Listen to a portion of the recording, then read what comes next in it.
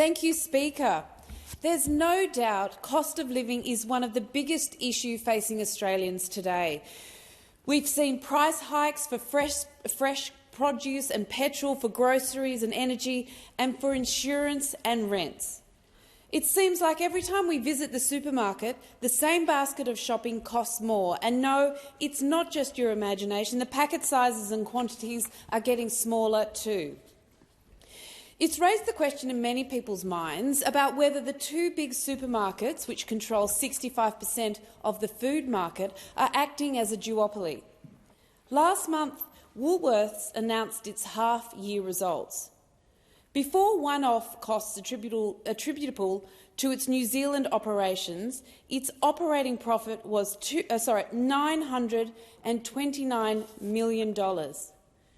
In the midst of a cost-of-living crisis, it is this rise in the profit margin that worries me. Woolworths' Australian food business increased its profit margin to 6.1% in the 6-month period to December, up from 5.8% a year earlier. The equivalent profit margins at the grocery divisions of UK chains Tesco and Sainsbury's are 3.8% and 3% respectively.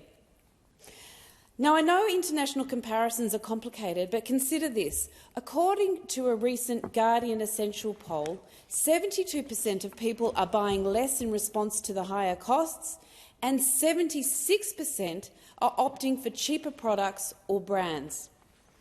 So what we're seeing is this: increasing profit margins at the same time as demand is waning. That is not a sign of a properly functioning market. The other sign is the rockets and feathers syndrome. Prices shoot up like a rocket but come down much more slowly. It's the same with electricity prices and insurance. We've seen price rises far above inflation. This week, the Australian Energy Regulator released its draft default market offer, which proposes the maximum amount retailers can charge for electricity.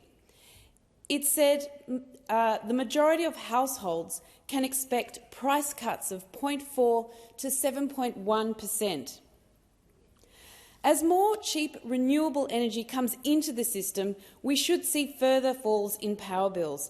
And so I will be urging the regulators to keep a sharp eye on electricity providers. They must pass on these cuts in wholesale power prices to consumers. So what else can be done? There are several inquiries currently underway that focus on the behaviour of our supermarkets.